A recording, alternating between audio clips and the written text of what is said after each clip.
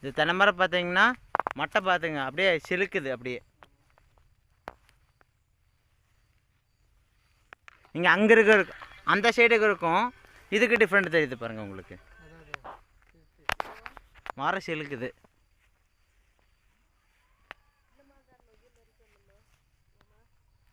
மஞ்சள் அப்படியே மஞ்சள் அப்படியே அடிக்குது. இந்த சைடு தெரியல பாருங்கள், அந்த மட்டை பாருங்கள். இந்த மரம் நம்ம பார்த்துட்டோமில்ல, இந்த மட்டை இதெல்லாம் பாருங்கள் நல்லா இருக்கு பாருங்கள்.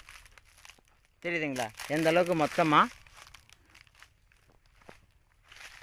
மொத்தமாக எல்லாம் நல்லா இருக்குது பாருங்கள் எல்லாமே.